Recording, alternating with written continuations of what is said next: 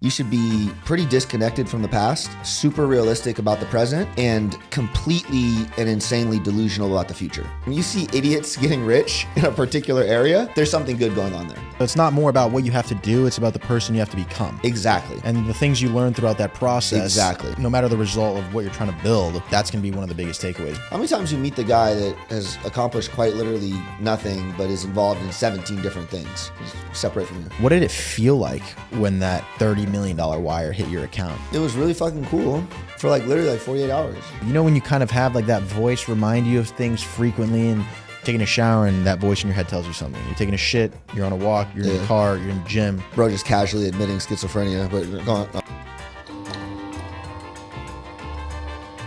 All right. What up, fam? Welcome back to another episode of TSL Time Pod. Today we're here with the one and only poet with motion. Rob the bank. Robert Oliver. Baby. Thank you for having me, sir. First off, though, what's going on with the plastic? I see Brendan's gonna be upset about that. I'm gonna have my own here. Sorry. Oh shit! It's like a branding thing, bro. It looks kind of poor. Can we get him some fucking glass? My bad. You won't even pour it into the glass bottle? No, the microplastics and shit, bro. It's like cooked? a high tea lifestyle. Yeah. Only I watch your content. Yeah. That tequila. All right. Anyways, the method. That is how I drink, though, and I'm happy you brought that to the world. I don't drink much, and if I do, that's the way. No hangover. Yeah. It's the best way. How are you, though, brother? I'm doing good. I'm doing really well. I've had a crazy year, crazy couple months, and I am just ready to give back and pour into the internet world this year. I've realized I'm kind of like the internet's rich uncle. Would you say that's a good kind of? Yeah. And basically, I have this feeling in my soul of this whole social media world, especially the money space. It's a weird space, right? I've been in it 2 years now, and I can comfortably say, if you are a young aspiring individual trying to make money and you're not following me, what the fuck are you doing? I mean, would you agree with that? You know my background and my stuff, and I'm all in on this content thing, but still running businesses. What are they doing if they're not following me, money wise? I 100% agree. I mean, you're the king here right now in the TikTok shop space with e-com, with everything going on, and I mean, this is the gold rush right now. We got the TikTok gold rush. We got the content gold rush. There's just so many ways to make really silly money with the internet, like truly silly. And I think too many people get distracted with the end result. Everyone wants the Lambo in Miami, but they don't realize, building a company or building a podcast thing or building a personal brand, and then all the levers that actually go into that, right? It's not just like you start by just picking up your phone, or you start by launching a product, but then you're building systems, you're scaling. All this effort goes into actually bringing that to life. And so I've realized I got to get louder about that. I got to get louder about what it actually takes up here. I've been in this whole thing for 12 years now. Yeah. Like building on the internet and printing, M's. Yeah. Right. And I'm gonna keep doing it. And now I'm trying to do it publicly. And so, yeah. Yeah. And for those that don't know you, you're talking about, being able to make silly money nowadays, and people just don't know how to start. I mean, I know a lot about your background, but you want to tell us how you started and how eventually you got to, sell one of your businesses on Amazon for, 20 plus million. Yeah. Super high level here, because I'm living by this new motto. The My First Million guy just stamped this in my mind when I did their podcast last week. He said, you should be pretty disconnected from the past, super realistic about the present, and completely and insanely delusional about the future. And that framework, I think, is super important. So obviously I want people to know where I came from and built the Genius brand and sold it to private equity.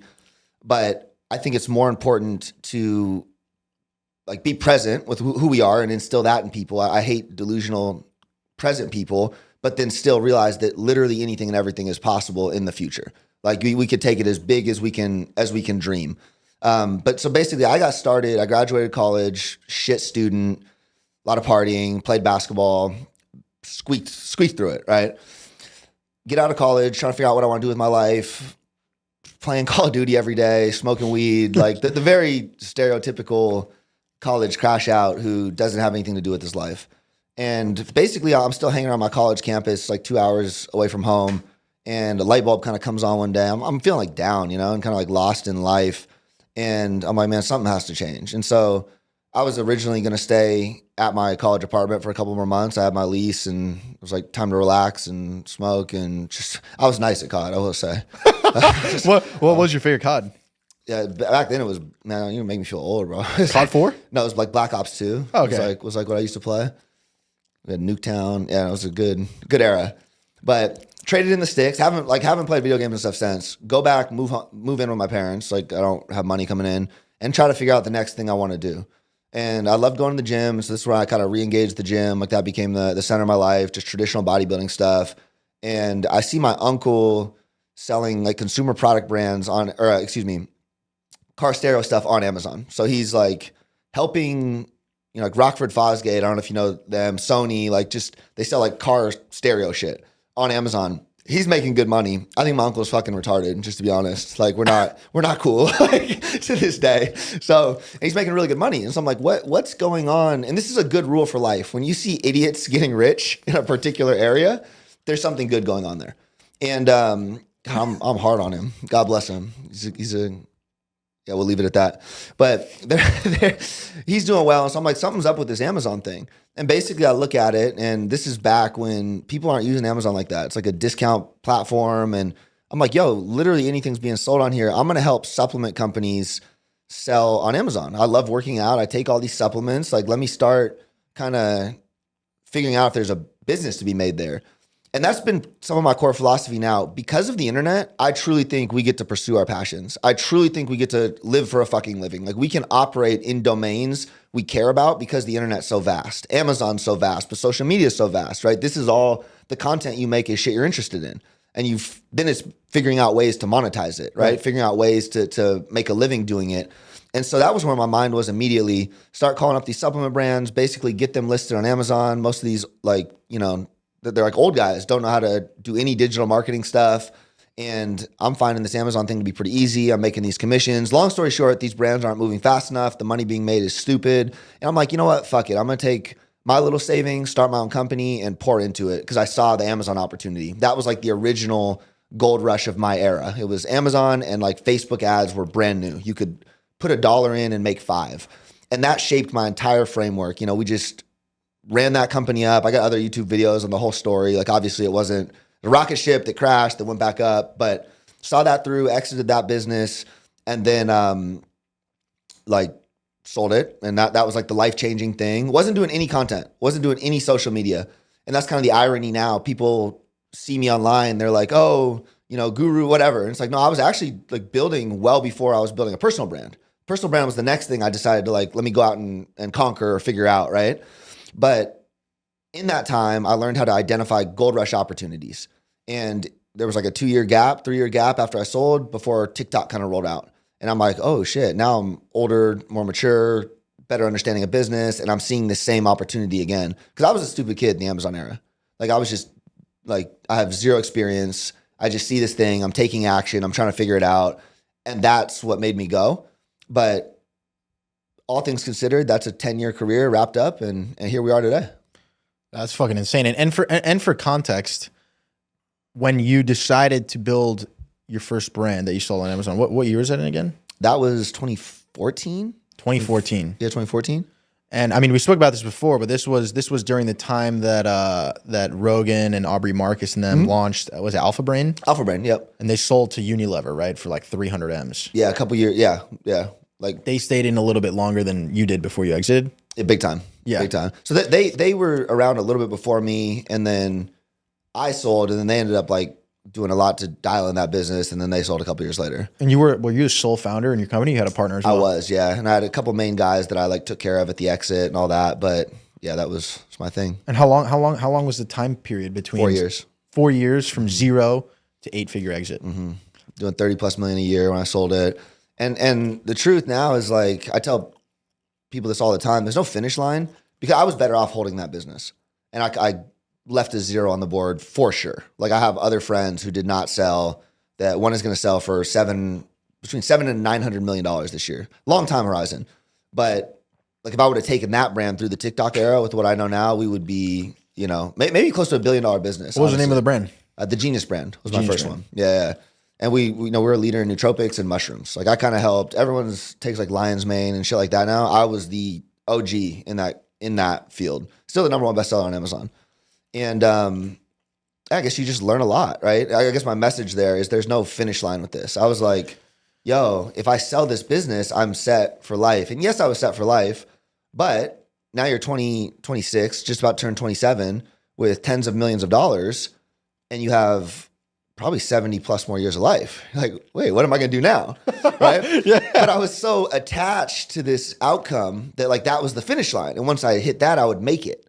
But once I made it, then it normalizes. And then you're like, oh, okay, what's next? And frankly, that clouds your judgment of life. When you're always trying to go somewhere without accepting that shit will just normalize, then like you're not living the life you want to live. So I've recalibrated that. People ask me now, like, do you want to sell? I'm building Top Shelf. I gave you the cologne and journal. It's like, do you want to sell that for your 9 figures? Or it's like, it'd be cool, but I'm not attached to any specific outcome because I just view goals now as like a barometer for shaping the version of you want to become. Like if you want to build $1 billion company, great. No, you're going to get your ass kicked, but no, in that process, you're going to be shaped into the individual you want to be. If you want to be a great dad, like same things, right? You set these goals and then you have to become the thing. And I think that's the thing we should be pursuing, not the end result, if that makes sense. Right. So it's not more about what you have to do. It's about the person you have to become. Exactly. And the things you learn throughout that process. Exactly. Either ways, no matter the result of what you're trying to build, that's going to be one of the biggest takeaways. The person you become. Exactly. And you spoke about in your last video, the arrival fallacy. Mm-hmm. It is that. It is that. It's this idea that we are going to be happy once we get there. And it's bullshit. Like, I think I said in that YouTube video that Jeff Bezos, even, he buys the world's biggest mega sail yacht. And I'm sure he is happy when he gets it. And just like every other person, after a certain amount of time, his dopamine, serotonin returns to baseline. And he is just as happy as he was when he was probably waking up in the early days of Amazon building that thing on that boat. And that's humans. You buy the new car. This is fucking awesome.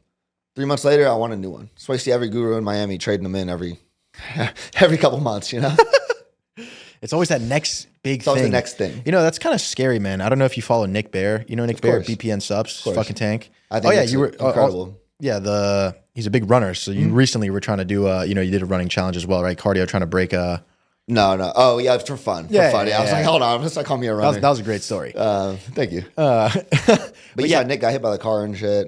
And one of the things the first thing he said after he got hit by a car was once he got home to the hospital, he didn't know how he survived, and he was like, if someone would have asked me, like if I would have died, and someone asked me, was I content where I was at? I wouldn't have been, because I was constantly always thinking about what's that next fucking thing. Mm-hmm. That shit stuck with me for a while, and I'm sure you can you talk on that a bit? No, it should. Like, it is freaky if you're always like not existing here. And I think that framework is beautiful. Like, kind of disconnect from the past. Don't let it. How many people that just let the past define them for good or bad? Like, oh, this did this or this did that. And then how many people do you know that are not realistic about the present? Right? Like they're just totally, I don't know, like either delusional in a good way or overly negative. If you just exist here as things just are, and you let go of emotion from them, you are going to be happier and you're going to operate in a pure state. I think while always appreciating that we can do literally anything. Like, you look at the civilization around us that exists. Like, bro, we're going to fucking Mars. Or we're going to, we've landed on the moon. Like, all of this stuff is truly incredible. Like, the fact Miami exists, this should be a swamp. You know what I mean? Like, it should actually be underwater. Like Amsterdam, similar shit. Humans are unreal. And so the capacity for incredible things is in every single one of us. The capacity to create, the capacity to design, it's all there. But we fuck up when we say, I need to do this and that, and I won't be happy till I do that. Bro, be here now. Exist right here. Like, stop on the phone. Stop. You know what I mean? And I think that framework, be realistic where you're at, delusional about the future, disconnected from the past, it's beautiful. I think it's extremely beautiful too, but I do think, especially more men than women, struggle with this concept of presence. Mm-hmm. Like, when you tell me the most important thing is to be in the now, I kind of can grasp that idea of kind of appreciating where you've made it so far, brush off any of the past that's still like you're holding on to, traumas, et cetera, or at least try your best to, and be fucking psychotic about the future with what you want to accomplish, because the reality is anything is fucking possible. Mm-hmm. But when I tell people, even sometimes, like, you got to be present, you got to be in the now. I feel like it's sometimes like misunderstood. Like, what does that mean? For me, it means like going out on a walk, barefoot in the park and like feeling earth and like taking in that moment. And then also just like kind of being in the zone, kind of like this flow state, if you know what I'm talking about. How would you describe presence and how do you find it? Well, let me give you like the hyper masculine version of it. Since you said guys struggle with it, the most connected to now that I've ever felt has been in the throes of building businesses. Like early genius stage, waking up every single day and like being engaged with that team and those people, that is about as present and there as you can be. That was as flow state like as you can humanly be. It doesn't have to be this Zen, I'm meditating, I'm watching my breath. It is just if you are pursuing your purpose, and I'll give you one. We were talking about this off air. You have a lot of things in the air, and that pulls you from now. You're like, I feel like if I could focus on the thing, I'd make so much more progress. Yeah. Right. And that is what happens when you do find, like when I was building Just Genius, it was like this pure, super locked in, we're making progress, we're stacking wins. It's just a good feeling, like moment after moment. It's when other stuff comes in and it creates this unnecessary mental weight. That's why like saying no, it's just like directly saying no. The earlier you learn to do that, the better, because no one does it, right? It's like, how many different nicotine pouches do we have here on companies that want to work with you? And it's like, you're probably not going to work with them, or maybe you will find one or whatever, but the mental weight of even entertaining the thought, just that there's this looming opportunity out there. It's like this strange baggage. And the paradox is the more successful you get, the more these things arise, the more opportunities hit you.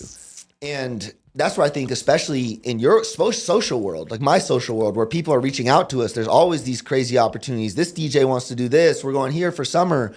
It makes it even harder to exist in a current state and build something. Yeah. And that's why, like, I'm probably going to change my phone number and like, and not in a negative way. You just have to be selfish with your time and more specifically your presence. You have to be like willing to give yourself that space to create and that mental space. That's why you feel it on a walk for sure. But what happens when you go back and you have 20 text messages on your phone? Facts. That again aren't the hardcore responsibilities. It's not like you committed to do this project or whatever, but there's this odd mental weight of like, oh, I got to be a good guy. I got to respond. I got to be this. I got to be that. And quite frankly, you look at like let's talk Elon Musk or Donald Trump. They're probably not answering small talk texts. And they're probably not maneuvering in a way that is anything less than exactly what they need to be for who they need to be and where they need to be. And that's just the limitation of time. Does that make sense? 100%. Yeah. Yeah, no, I think at least for me, the way I describe presence, right, of like whether I'm under the bench press and like fucking going hard or I'm in a deep cardio session or I'm outdoors kind of in a more meditative state, you're 100% right. And it's actually fucking crazy that you say that, bro. I've never tied that to when I'm in, like, obviously a work flow state I've tied it to, but like immediately when you said that, I thought to like him and I being in this room at 10 p.m. on making a fucking content, Sunday and like just like thinking out a whole idea, like that is as present as you can get is when you're doing something that you love and you're in like this momentum state. Yep, absolutely. And I think the irony is I think humans are kind of made to be that way. Like I think that's more of our default, but because of technology and planning, like because of all these things, we get so pulled out of it. But it is the same feeling I feel when I train Muay Thai or boxing or making music. Like these are all things that lock you in now. And every single person will tell you they feel objectively happier when they exist in these moments, like period. Yeah. And so the more you design your day for that, the better off I think you'll be. 100%. Have you heard of, I came across this quote recently where it's, you need to disconnect in order to connect. Of course. Nowadays. Of course. I think it's literally from technology. Yeah. Like you need to disconnect from your phone because we're way too connected now. No, I think I'm literally probably going to change my phone number and like keep everything to Slack. And it's just, and that's not to be like a dick. It's not like, oh, I'm so whatever. It's just, I have goals I want to do in my life. And that's one of the things that's changed most for me. I've just become appreciative of what it takes to do meaningful things. Like we can do anything, but you have to work a lot more than you hope, right? Like the amount of effort that goes in. If you want to build the number one podcast in the world, you will fucking do it. But it will come at the cost of small talk. It will come at the cost of, high school friends. It will come at those are the consequences of it. You will be happy with the end result. 100%. And that's how people need to think about life. Yeah, that's a great point. It makes me think of when you were building your company before exiting for whatever 25, 30 million, you probably had some expected time that you had to work in order to achieve X goal.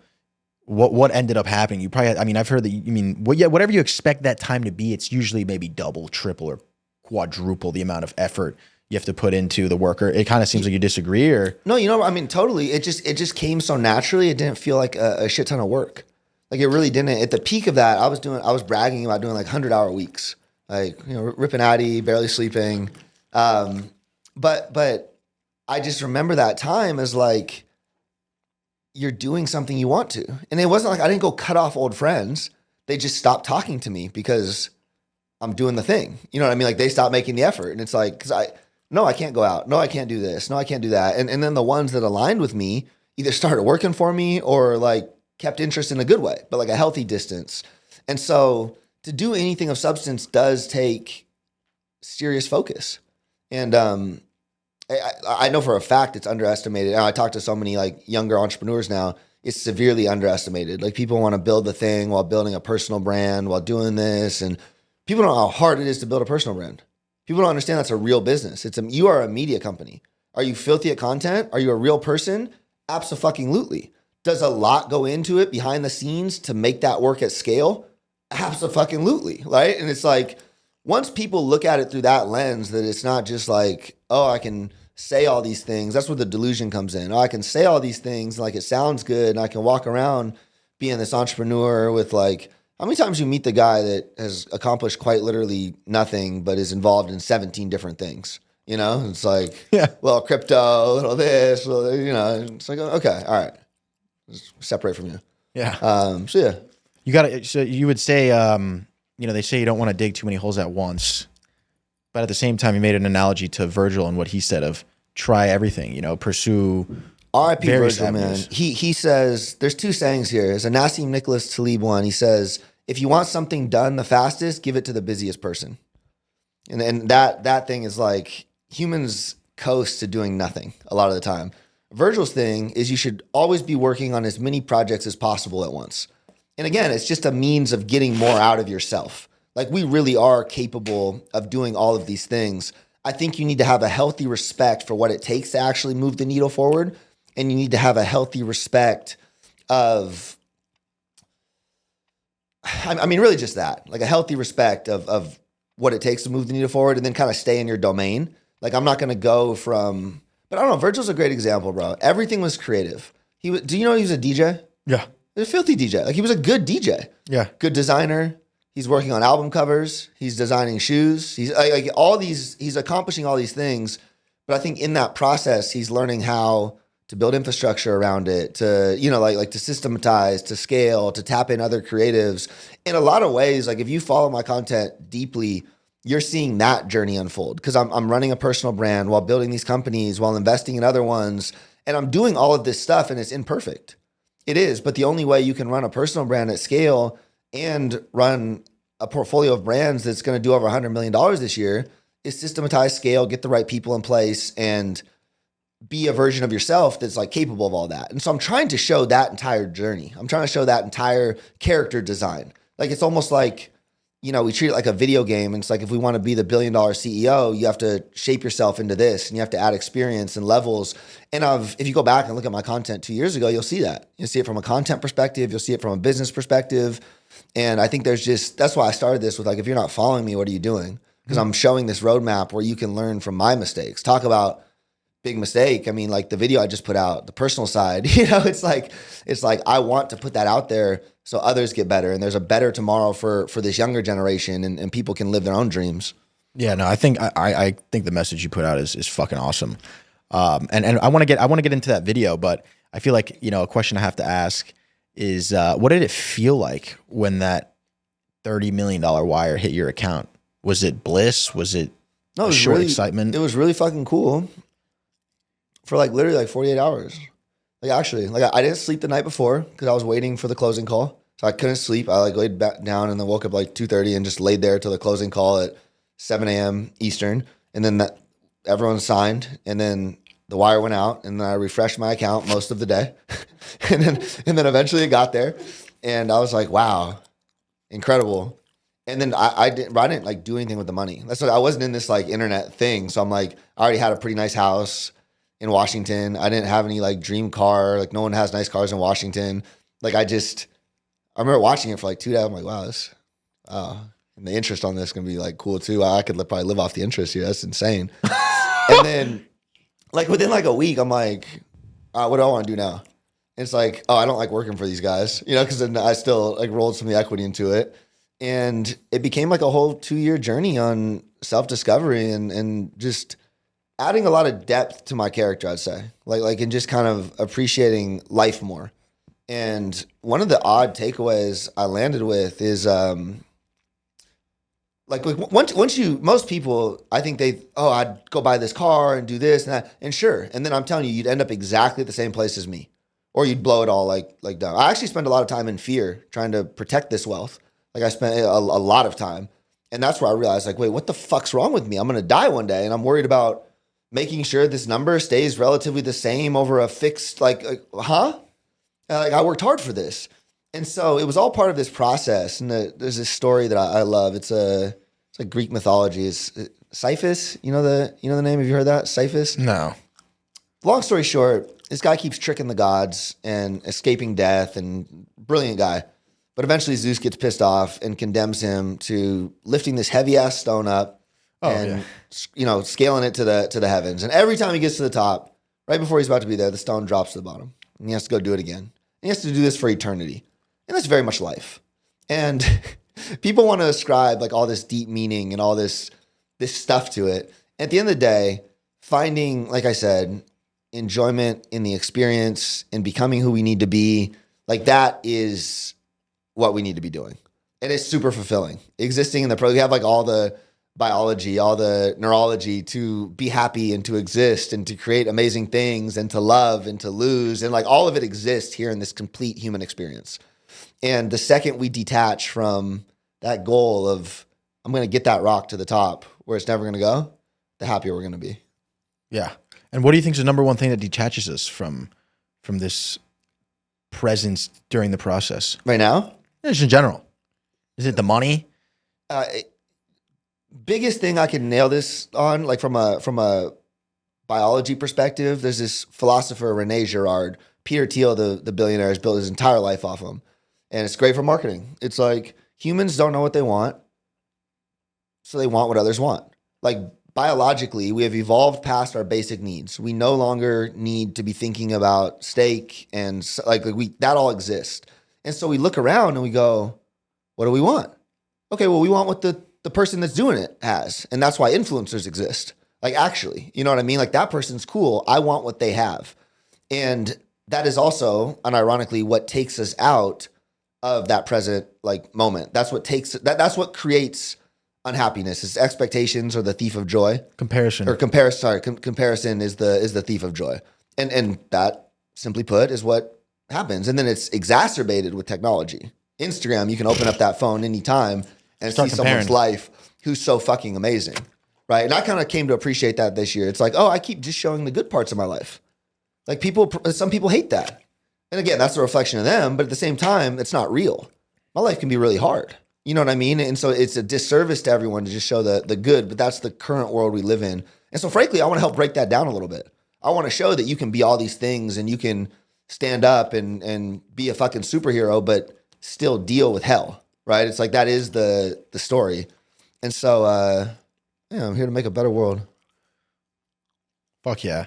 I think I've actually struggled with that a little bit recently and stuff. I always have kept it super real with my audience as you have too.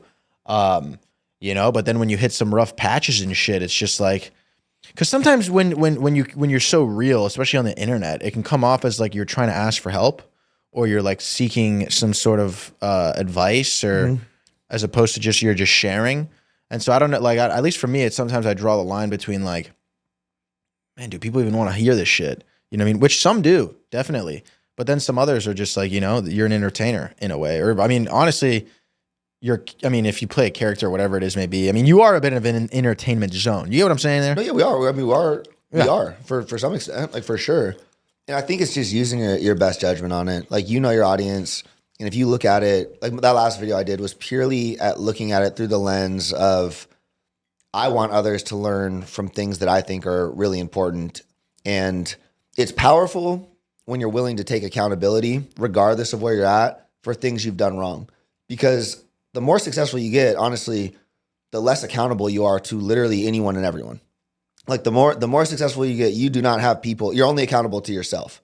And I think having that self accountability for a prolonged period, forever, is like a key metric of life. And so I just woke up one day going like, there's a lot of kids who have thought this is cool or this is cool because I did it, or I said this is like a way of life. And that truly was me at the time. That was me exploring, what I thought was the roadmap for a good life, for a prosperous life, for a blessed life. And I'm not ashamed to say I was wrong. And I think, again, like we exist in this world where things are real time. Like we have like literal streaming and media, and it's all like, it's dynamic. And so I think creating content and being the character around that, I'm not gonna say creating a character, but being the character that's in tune with the means of communication and influence is really fucking important. Yeah. I mean, really. And I know a lot of people that do this well and some don't, but at the end of the day, bro, you have to just not give a fuck and send it. Yeah. Like really, at the end of the That's day, it. no, like fucking send it. And that's kind of what it comes down to for me. And I think more people need to be doing that. Too much fear out there. Too much fear of being judged. Too much fear of what people think about you. Too much fear of everything. When at the end of the day, it simply doesn't matter. Like 100%. It made me realize it's never been easier to be an idiot and be successful with the internet. Yeah. I told my friends the other day, it's like, break the fucking norm. You can monetize any passion of yours and find a way to make a living off of it if you approach it from a sense of just being genuine and wanting to share, what you love doing. Mm-hmm. And it's like what you said earlier was that if you see a lot of idiots making a lot of money in a certain space, then pay the fuck attention to that space. For sure. That was one of the, I haven't heard that in a while, Yeah. but I thought that was great. And so that was what you identified during the early stages of people selling on Amazon. Mm-hmm. And now you've had all this success. That brings us to today. Before we go into, the video you just posted and talk a bit more about personal life and stuff, which I definitely want to ask you questions about. I mean, talk to us about, what you've seen with TikTok Shop, what you're doing with Top Shelf. What's happening in this space? Well, look at it like this. When you talk about the money being made, and idiots is like a flamboyant hook word, but like objectively, there's kids making six figures every single month as affiliates for like brands like mine. And it is silly. I'm talking like 18, 19-year-old kids. Like I've paid a 19-year-old $100,000 in a single month for making content for this on TikTok Shop accounts. Like you maybe have seen one of the ads pop up, right? We're getting eyeballs. And that's kind of that same framework. It's like, wait, 19-year-old kids are making doctor salaries in like one quarter, in the holiday season. And so when you look at it through that lens, it's like, that's where all the money's being made. I don't know how technical you want me to get on this, but long story short, TikTok's eating the world. Short form content is eating the fucking world. Every single person is thinking through the lens of short form content, not just from brands, like for podcasts, right? We're talking clipping strategies where streamers are paying hundreds of thousands of dollars a month to make sure their streaming clips are being pushed out short form content. Restaurants are thinking through like, not Google anymore. It's like, what do we look like if someone comes to Miami and searches best restaurants? And so with that in mind, brands are doing the same thing. Like it's being consumed. And so either you're creating a brand for that, and that's where like all the enterprise value, that's Genius 2.0. Like hopefully Top Shelf follows a similar path. Something new is created in this era, or you're a creator for this, meaning like you know how to make content to push this and you're getting a commission. And it is a fucking gold rush, Richie. Like actually. No, I'm every time I watch a video of yours or come across someone else who's talking about this space, although I'm not participating in it, which sometimes I think to myself, like, holy fuck, this is such a great opportunity. But again, I am just not directly in the direct consumer product space with TikTok Shop. But it makes me wonder, bro. Like, do you think Amazon is? Obviously, Amazon is concerned about for sure. TikTok Shop chipping away at their market share when it comes to all these different things. Google, like, if I go to a new city, I'm not searching up on Google what are the best TikTok. restaurants. I'm on TikTok Yeah. because I want to see a normal fucking person share a video of their experiences at these restaurants. And so it's just crazy what's going on. They're literally eating the world. And they came to the US because that's how people shop elsewhere too. Like in Asia, they're doing live streaming, they're doing video discovery. Like give it 5-10 years, no one's going to be buying on websites. And again, when you think about things, not to get too deep entrepreneurial, but when you think about things from like a ground up perspective, like first principles, Elon type shit, like does it work? Is it effective? And the answer to all of these is like, yes, but no, my pretty landing page, or no, like people glue on to the ideas of what was and fail to look at what will be. TikTok's like early as fuck. I mean, it's still like, I think they'll do 15 or 20 billion or something on the platform, whereas I want to say Amazon is like $500 billion like in sales. So it's like day one, but it's that understanding that people will buy less and less on those old platforms and more on this hyper optimized new way because it works. And you just so quick. It just works quick. It's fast. Like think about pulling up a product and just being able to see real time, like, oh, okay. And then the second you think through that in terms of like an entrepreneurial lens, that's when fucking abundance is created. There's a million different ways to skin the cat. Like, okay, now we're making products for that. Okay, now the branding needs to speak to that. And okay, now you have this huge blue ocean where more and more money is being made every year and all the old people are just too slow to compete. But like a guy like Bezos knows this. He's just not involved with Amazon anymore to care. Like the way he built Amazon was the way TikTok's blitzing the US right now. And it happens every, technological change and it eats the old thing. Like Walmart, do you remember Kmart? Like you're old enough to remember? Of course. Like that Amazon. There was a Kmart next to my crib growing up. Yeah, and it's not anymore, right? but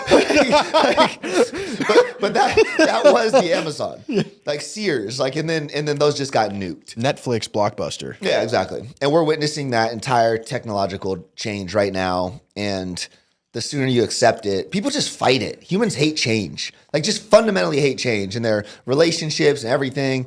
And it keeps them fucking poor. Just like straight up. If you just send it to the new thing, I don't care if you're a creator, I don't care if whatever, but like that's where the money's made. I mean, your career, bro, you got filthy at disrupting this algorithm and views equal dollars, right? Like it's just that is the math.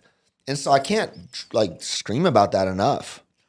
Yeah, I think the one thing I noticed as well, while building my brand and stuff, which, like I told you before, it's so crazy when you're in the driver's seat in this space and you realize that these companies' budgets are now 100% being allocated to influencers and creators. They're not paying for an ad on the fucking radio anymore because no one is not looking at their phone at the red light or nobody's watching TV. Mm-hmm. Everything is for social media.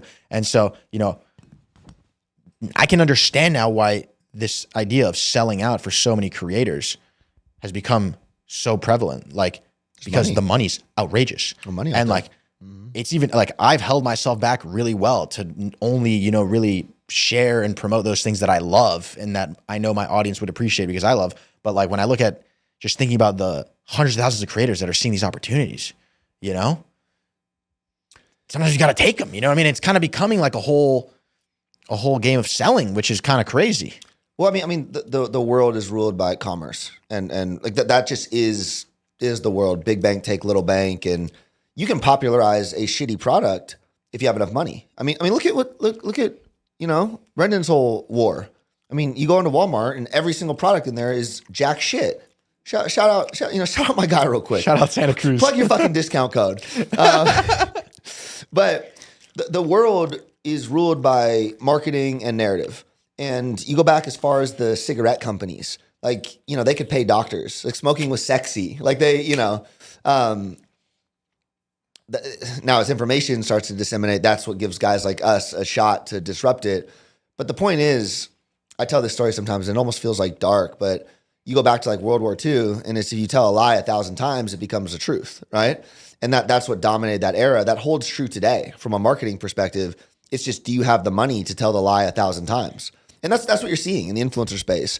Over time, people start to realize it. Like if you ever shill out a product that turns out to be really bad, there goes your reputation, and now you're no longer a viable thing in that world. So I think you're doing a great job of that.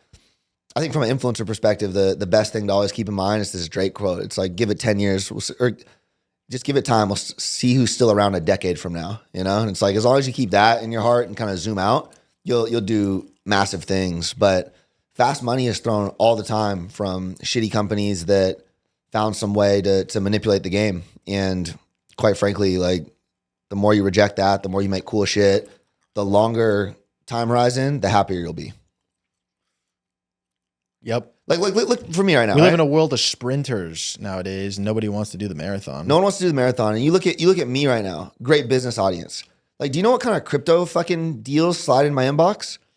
Like, I mean, I could probably make a couple $1,000,000 and like, but I no, like just no. And most people, like, that's where I'm grateful I have the fuck you money. Like, I can say no. For some people, that might be really hard, but that's like an overarching theme of the world right now of just fast money, sell out, but just keep telling time. Just give yourself time. Just give it time. We'll see you still around a decade from now. I've already seen waves of influencers drop out since I've started this. Fitness, business. You know, it's like they were shilling some bullshit and they weren't keeping it real. And at the end of the day, that's a losing recipe. That's what they say now. What the kids say, put the fries in the bag. That's what they'll.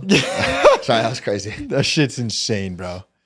Put the fries in the bag. Yeah, no, I think that's such a good point, man. It's someone said it recently. It's like we have like this sixth sense in the back of our mind where it's like you can just tell when someone's keeping it real. You know, it's you immediately feel it. And I think this is a perfect segue into like your most recent video, man. That was such a great fucking vid, bro. You kept it so real with everything you have going on. Yeah, so I mean, first of all, you were in a relationship during this whole time that you were building. You built your first company, exited. How did you manage all that? I was with. I didn't. And know. you were in relationships.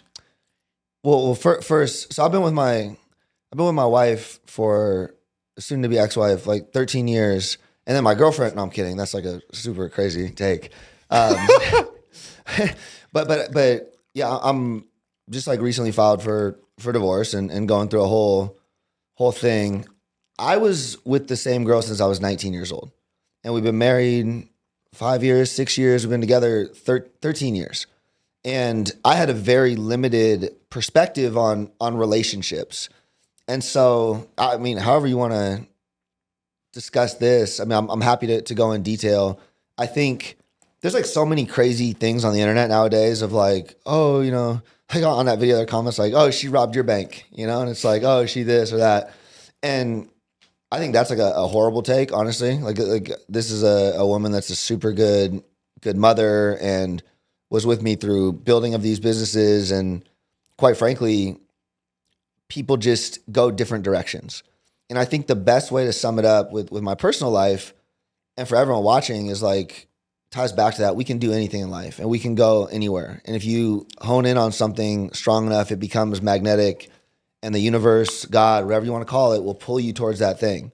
But when you're being pulled towards that thing, you are going to go through fires and challenges and shit that you did not fucking expect. And that's what is happening to me right now. You have to make hard choices where you can step into an entirely different life and step into an entirely different light, but it's going to cost a lot, you know, like literally and figuratively, like for me, right? And that's what I felt happening. That's what I felt happening. And that's okay. Because again, I'm not arriving somewhere. It's all part of this continual journey. And I know I want to step into this light and do these things with my life where now previous values that served us well are no longer aligned. And that's okay. And there's a lot of depth to that, right? So it's like, I put out that video. I didn't want to speak too much on the actual situation itself because I want to be respectful and all that. Of course. But then just seeing some of the responses like, okay, I should elaborate on this a little bit more and I should bring a little more depth, but only in the sake of helping other people navigate where they're at, right?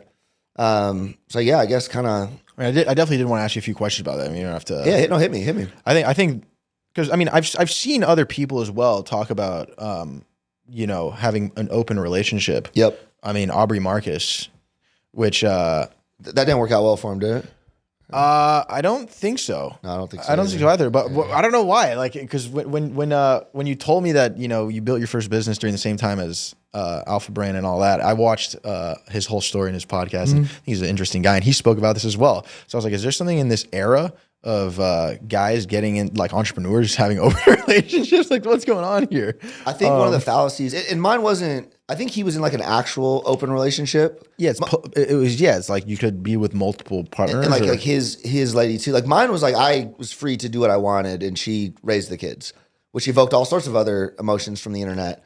But the idea, or what I told myself, is there's just not a lot of guys that are hitting on all cylinders. You know what I mean? That are successful, that check all the boxes.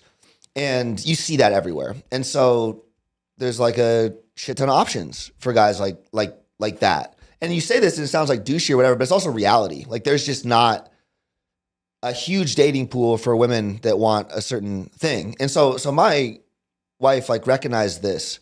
Or so there's like more to this story, but she's like, this is fine if you want to do this and that. And, I know you travel and whatever. So it opened the door to this lifestyle, to this almost like, it's corny now. It's like this like Drake-esque lifestyle where it's like, okay, I'm making millions of dollars. I got a pop in IG. I travel the world. I got all this cool stuff and I'm making this content and this is just part of that game. This is just how high value guys live or whatever. And the end takeaway from all of it is it's actually such an empty existence to have the models and whatever. And I wasn't like insane out there, but at the same time, like I had enough experience where it's like, oh, this actually isn't it. And so I kind of come to this turn that's like, no, I want this, I want to pour into one relationship and get the value, like, because that's actually the rewarding experience, like a deeper connection. Yeah, deeper connection. And like, again, like all the things that go into that aren't appreciated. They just aren't. Like it's very hard, especially in today's world, to make a relationship work. And the thesis is on the other end of that, it's going to be super worth it, right? But again, it's like, you damn near have to think about it like running, if you're dating like I think a startup, and then it's like nurturing like a ongoing business from like an entrepreneurial perspective. It's that level of effort. You have to be thoughtful. You have to be caring. You have to work on yourself. Most importantly, you have to work on yourself. Like emotionally, physically, you have to be a version of yourself that is, it's so cliche, but attracts that other counterpart. And that's kind of where I got in my life, where I was like, oh, this hasn't been aligned. And oh, I was misguided. And quite frankly, I made a mistake. And talking about like, I was like, oh, you could probably go to Dubai and have multiple wives because you can financially support them, right? It's like the red pill, yeah. It's like, wait a second. My whole thing is I want to give people a framework for a good life. And that just frankly wasn't a framework for a good life. You have one of these women like poison your drink, because they're so envious. It's like, even if they're happy. And so that's just kind of where I landed after a 2-year run of certified lover boy. So it was a 2-year run of it being open. Yeah. Yeah. Uh-huh. Oh, so the beginning it wasn't like that. Mm-mm. Oh, okay. Mm-mm. Okay, I didn't know that. That's 2-year run. Mm-hmm. And you learned a lot. That's fucking crazy, man. And more than I expected. Do you think nowadays, because a lot of things that a lot of people talk about, like when you're starting a company, when you're building a brand, being in a relation, like you need to be 100% in on the business. How did you manage being emotionally available during a relationship? I wasn't. Well, you weren't. I wasn't. And that's where like the punchline of that video was, my wife doesn't love me. It's like, quite frankly, she didn't have a lot of reasons to, and I was volatile and I was like, there are all these things. And going back as a 19-year-old, there was no way I would have been able to handle that. Just straight up. There was no way I would have been able to handle both. Now, guys mature later. Like now in this state, I have an appreciation of what it takes to balance those things. But if you don't have the capacity or room or time or mental energy, you shouldn't even begin to entertain a relationship. Most people aren't at a stage where they care enough about themselves. There's not enough self-love for them to even dream about loving someone else. That's male and physical, or like female. It's both of them. And that's why you look around and there's validation issues and there's insecurity issues. Like all of these things are flourishing in today's society. And it can simply be realized as people not loving or pouring enough into themselves. They're not giving themselves enough time. They need someone else. There's like all these things that become pretty obvious when you take a million steps back, but not enough people are willing to disconnect and just be present with who they are, realistic with where they are, where they want to go. And until you have those things in sight, you're not going to have a successful relationship. Yeah, it seems like Hormozy's the only one who's kind of like built this system between him and his wife that's successful at where they're, I mean, they seem to be very happy with each other. And I have questions. I mean, no, I'm sure. I'm sure. I mean, I'm sure there's a lot of questions and stuff, but because it's. I ask you that question because I mean, my fucking parents ask me sometimes. They're like, or family and friends are just like, "Yo, where's the girlfriend and shit?" My grandma's like, "I don't know, yeah, this and that." And I'm There's just societal like, pressure for it too. and I'm just like, yo, like I'm trying to figure my shit out right now. You know what I mean? Yeah. Like I'm trying to just, and that doesn't mean I can't figure my shit out. If some awesome girl comes into my life and I can be in a great relationship, that'd be sick. But just like looking at others, right? Is it even possible? I mean, there's not one black and white answer to emotionally available, right? Does that mean dedicating every single day? Like, how do you find that balance when you're trying to build something? I think that person, I can't even get my thoughts together because of how complex the topic is, but that if you try to simplify it, that person makes you better. Like you make them better, they make you better. And you're coming together at a point where you're ready for that existence and you feel it, right? Like you're both kind of, and that's where my current one had kind of fallen off. Like I said, I had wanted to go to a certain point and do these things. And, she might just want to live a very standard life here, right? With a level of comfort. Whereas I'm not afraid of risk and tomorrow. And like I want to go. And you like attract that person by being who you need to be. Like as long as you keep pouring in to what you're supposed to do and the version of you, that person will come. And it might be longer than you expect. And it might be longer than your parents expect. And it might not like you might get anxious about it. Yeah. But the reality is like any other way is forcing it. And when you force it, you end up you could get a girlfriend. Yeah. He's like, yeah, for sure. Check these DMs. Nah. Whatever happened with the neuroscience girl, by the way? Sorry. Oh, yo, nah, but sorry. To your point though, you can't force a relationship, an interaction, chemistry. No, that's why I fucking hate these dating apps, bro. And how many of these girls you see that like they go from one to another to another to another, like they just have to be in a relationship. I don't understand it, especially with these dating apps. I'm going to cut you off. What do you think about these dating apps? You read a fucking LinkedIn profile, a whole biography on someone before you sit and have a coffee with them. Are you on these dating apps? No, bro. It's a strange existence. It's a strange existence. And that's what I kind of realized over these past 2 years too. Like it's like, can I say whatever on here? Like whatever the fuck you want. Like pussy's like easy and like high level, like girl, like they're like, oh my God, they're out there. They're like actually a dime a dozen. And it's actually much more difficult and much frankly cooler, in my opinion, to make something of like magnitude and scale with like one other person work. Like a real like elite relationship where you're both getting fulfillment and both moving forward. I think it's super rare. Like I don't think they're out there, but for reasons I previously said, people not working on themselves, not enough self-love. And I think it's just so much more admirable to pursue. Like that's the highest form of self, is to be able to exist in that union with another individual where you are both getting so much out of it that you're not like coexist thinking about the next swipe, Yeah. That's fucking, yeah. It's hard. It's hard out there on the streets. It looks horrible, bro. It looks horrible. I'm not gonna lie, especially here in Miami, man. Oh God, yeah, dude. You have an apartment here now, right? Yeah, and I hate this place. It's hell. No, I'm kidding. There's a lot of areas I love. No, seriously. Miami. What do you think about Miami? I think Miami's close to hell. Like I think Miami's close to hell. Just to be honest, Moose. Dude, I'm serious, man. I've been here. So I was born here. Been here my whole life. I think it's a great fucking place. In regards to the beach is beautiful, weather's pretty nice. But man, is it a distracting fucking city. There is so much distraction, it doesn't end. And I've been another thing that when you kind of have like that voice remind you of things frequently, and you're taking a shower and that voice in your head tells you something. You're taking a shit, you're on a walk, you're in the car, you're in the gym. Bro, just casually admitting schizophrenia, but go on. No. Casually admitting schizophrenia. Mine's been like, yo, I kind of want to get the fuck out of here. And if you're feeling that in your gut, but I'm kind of anchored down.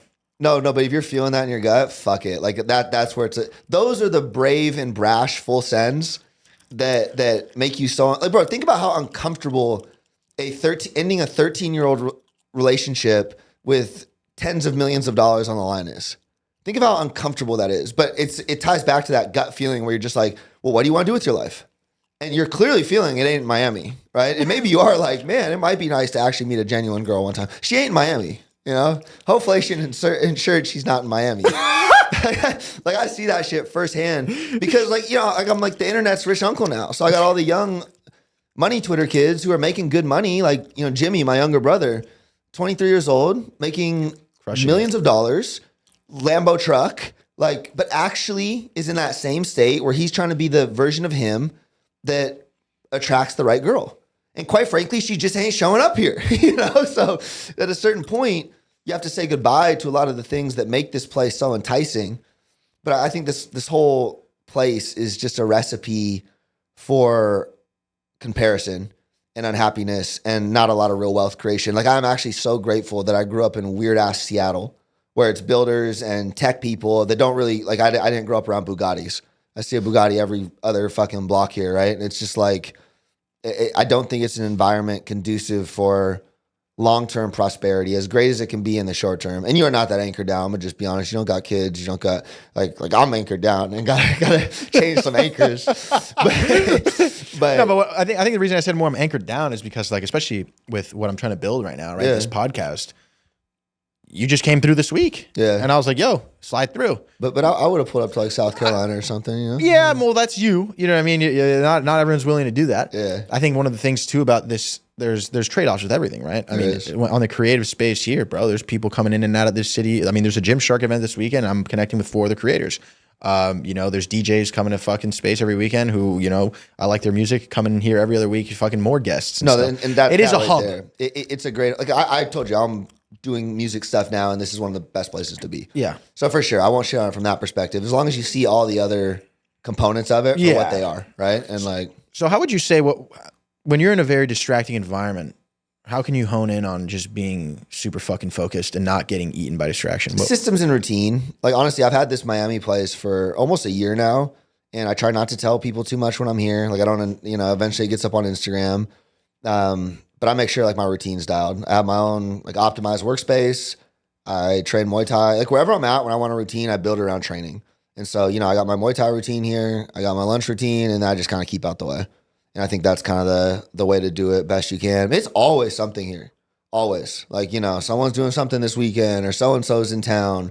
And I think you got to look at it with you being here full time, because I'll just duck out to Puerto Rico where people don't bother me. That's what, no, I mean, you asked how TJ does so much, right? Like how is TJ so proficient? Like he puts out more content than anyone at a high level.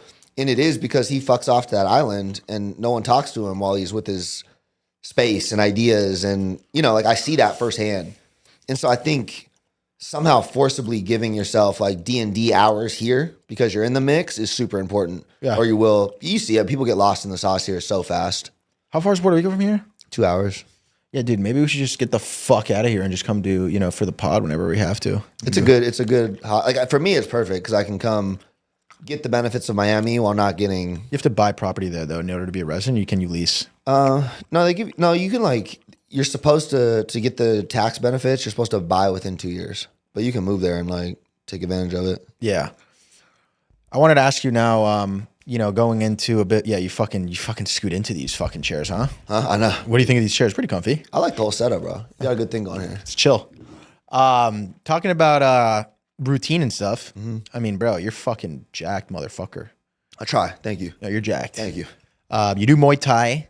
What goes into your routine? How do you keep a balanced routine while you're doing everything else you're doing? I put it at the center of everything. Like training is number one, no matter where I'm at. Like whether it be a run or I'm always trying to do like Muay Thai 3-4 times a week.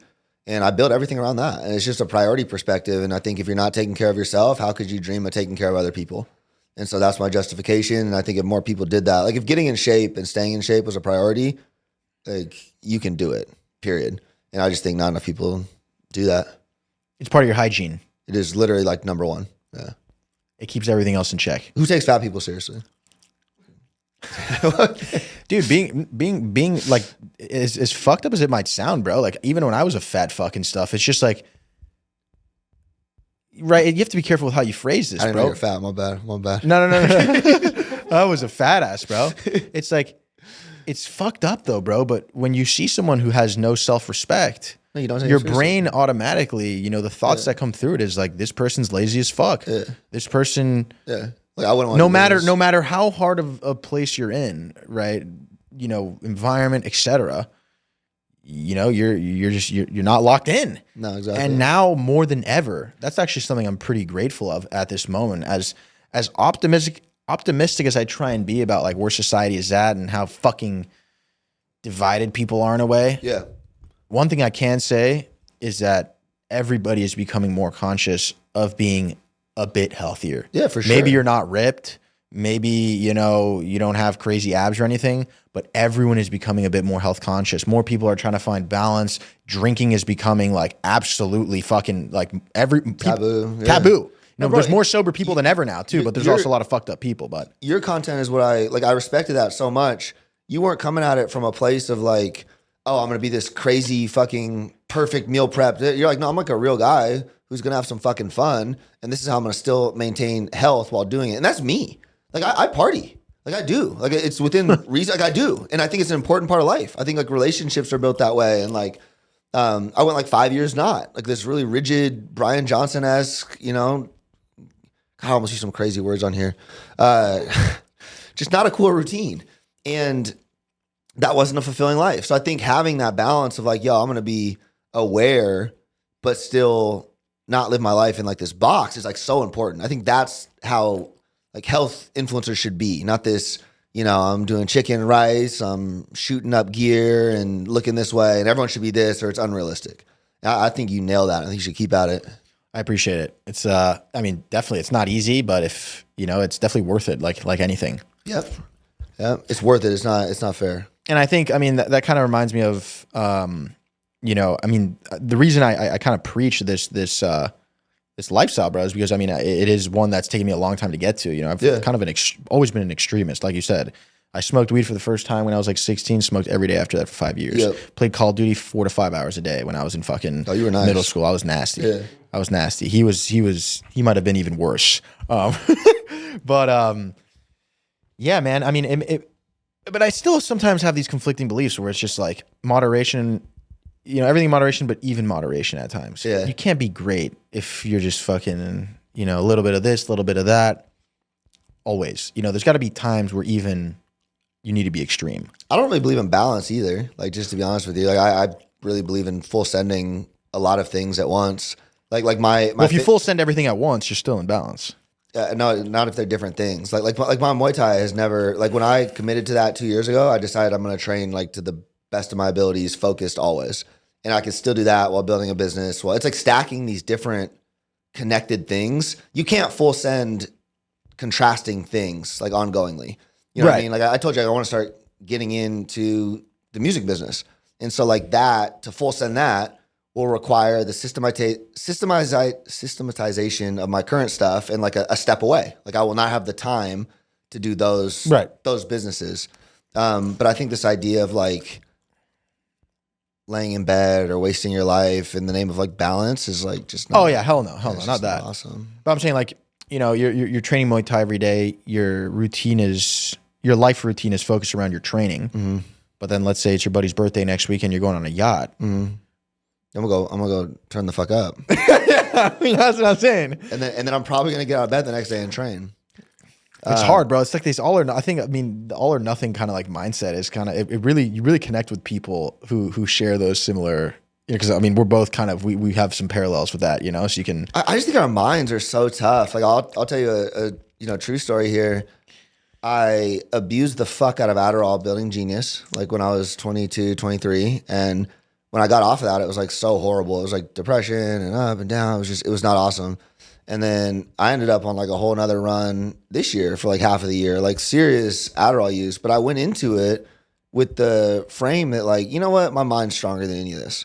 Like period. It's stronger than dopamine, it's stronger than serotonin. Like we have this beautiful ability of consciousness as humans, which is the ability to think thoughts and like dictate our minds and body.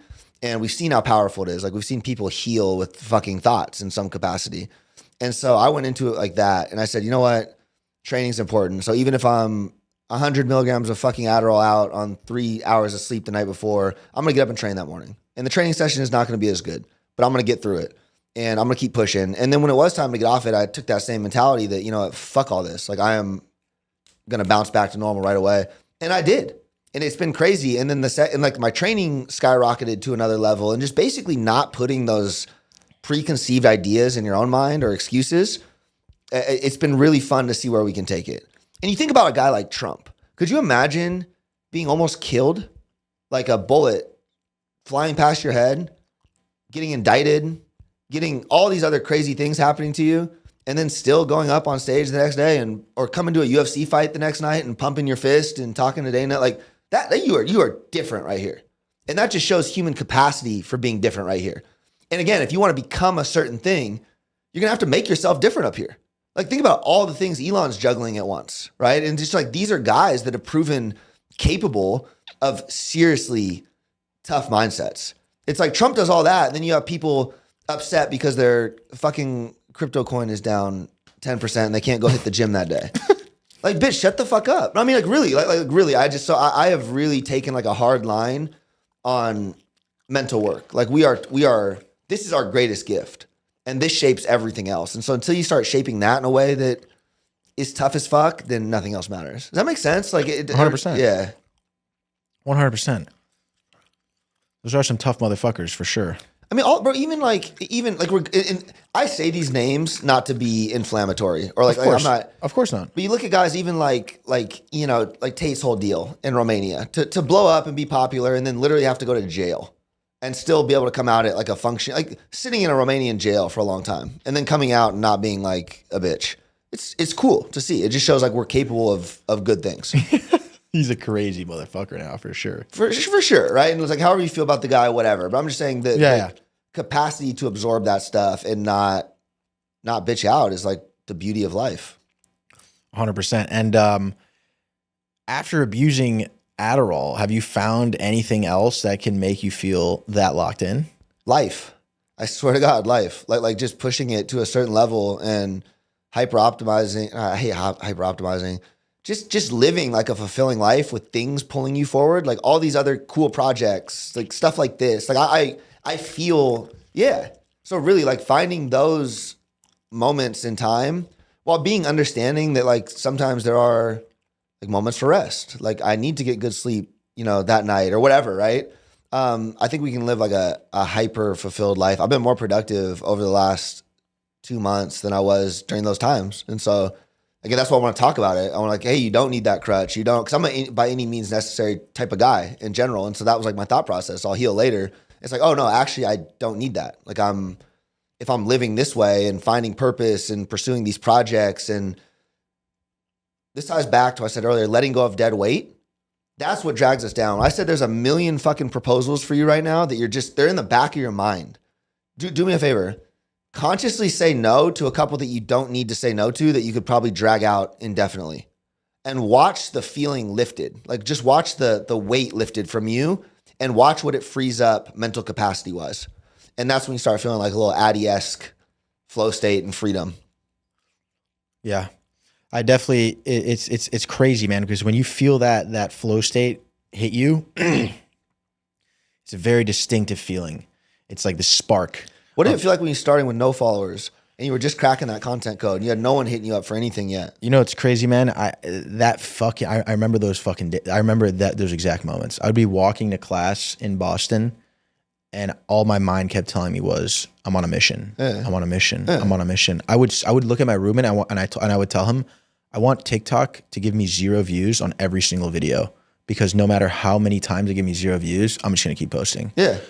And then, bro, it's just like, and obviously, like you said, it's like this, a rival fallacy and stuff, where it's just like suddenly you start getting, you know, millions of views, and it's like you get this feeling that was once like insanity. You get a little bit, again. You get a little, you want to feel like you're on the mission again. You want the mission again. That's how I felt I sold my company. Yeah. And so, I mean, bro, like, that's also the thing with the internet too, is that shit can happen so fast. Mm. You know what I mean? Like you look at like the Nelk boys and stuff have been in it for 10 years, right? So people have proven themselves over time. So many people, I mean, bro, you've been doing shit for 10 fucking years now. Bro, I'm in my sophomore year, right? Where of actually grinding. I started June 2023.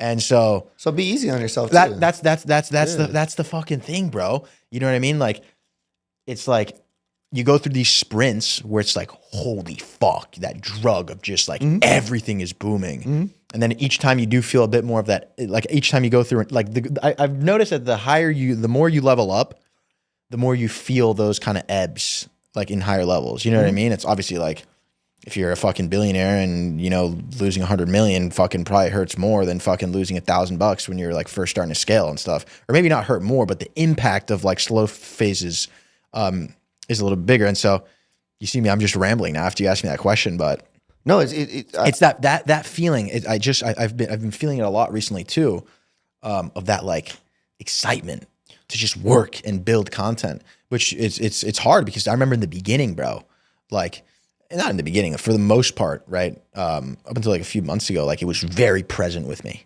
So keep this North Star, like keep where you want to go, and then try to disconnect from all the other things in that journey. Like I'll put it for you here, and this ties back to like, I have this persona that I'm always fucking successful, and I'm always like, some people like come to me like, yeah, we know you're gonna be a billionaire. It's like, well, hold on, that's like weird pressure, right? But it's like, okay, I kind of feel that too in that direction. But with me, there's this idea that things are always going well. Right now, I'm getting a divorce, and I wake up 2 weeks ago, and basically 70% of my revenue from my brands is wiped off Amazon. We're caught up in some like this Chinese bullshit. They're like, we're suspended. 3 of my brands, $70 million in revenue currently gone. Over the last 3 weeks, I have probably lost $2 million in profit, like over the last 3 weeks, which is a lot of money to me. And I don't give a fuck. I don't give a fuck. I've just been through so many of these now where I just expect it. Like those are the, you know, you're blocking punches, and that's a metaphor. You're blocking punches, you're standing in there, and that is all part of that final fucking vision. And the emotional wave that comes from that, like I used to get this pit in my stomach on an Amazon fall. Like there was this just, oh, I'm not going to make it or whatever. And now I just don't give a fuck. Like I'm going to get to that thing, and the journey might change, and I couldn't predict TikTok rising, but here it is. Like shit's going to be provided for, and I'm going to stay like rock solid up here because that's what's bringing me the people. That's what's bringing me the connections. That's what's making me the capable person of that thing I have in my mind. Right. And I'm going to keep proving that out on the internet for fucking everyone to see. Like, I want everyone who watches my shit and is a fan of my shit to just be a fan of themselves. That's an old Kanye thing. I want to stand for anything is fucking possible. And so, like, hey, we'll fix this brand stuff. We'll keep that running to a multiple 9-figure thing.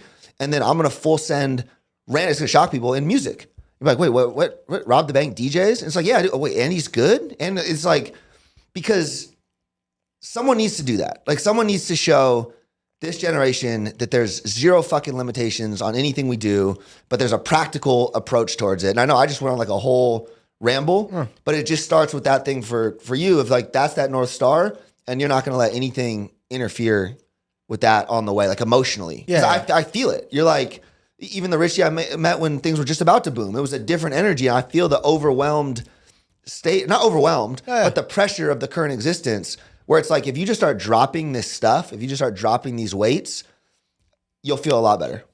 Yeah, for sure. I mean, every successful person that I've spoken to has said the same thing, is that like and I noticed it before I met anyone throughout like this whole journey. It's like, there's always going to be these tests, and each test will be greater, and there's always going to be one on the crazier, other side, and crazier and more intense. But just if you get through that test, there's always a learning lesson and a fucking incredible thing on the other side. And I mean, I've been through fucking hella tests. And keep pulling back to that flow state in the middle of it. It's funny, you said you're happiest when you guys are working on content and you're brainstorming. Yeah. Well, I'm happiest when my video guy, Adi, is like my best friend. And like, I am happiest when it's just us grinding through content ideas, shooting 6 scenes. Like, I'm like, that is what I want to be doing most of the time.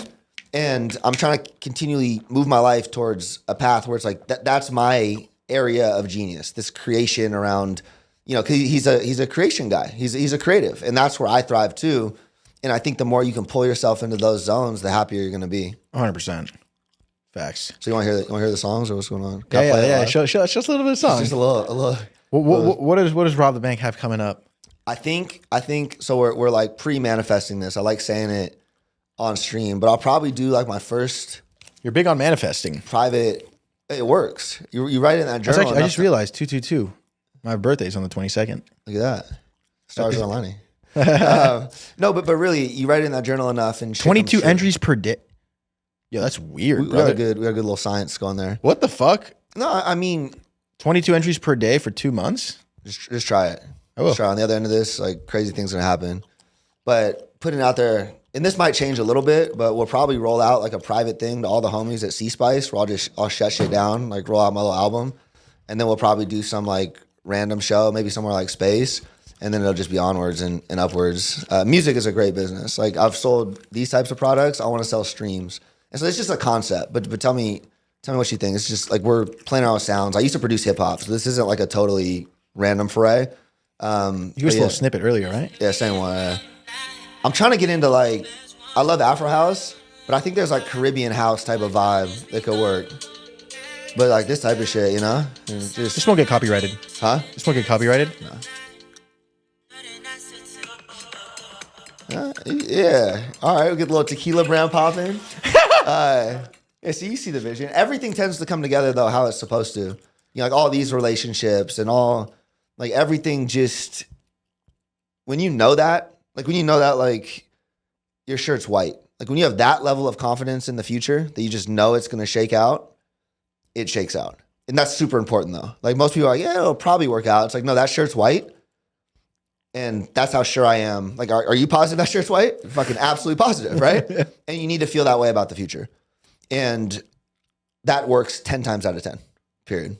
And so, yeah, we're going to see like, we'll do this again in a year, and we're going to check back on some of these notes, and we'll see. Fuck yeah. You know? Great. Dude, thank you so much for coming on. That was so lit. Thank you for having me, bro. I appreciate it. Genuinely. Oh, yeah. Yo, guys, go check out, we'll throw up Rob's ad on Instagram here, everything else. Any other... Rob the Bank, if you want to know me in detail, maybe that last YouTube video was a good one. Really good one. Yeah, other than that. Rob the Bank on everything, right? Yeah. Okay, cool. All love. Thank you. Much love, guys. Peace.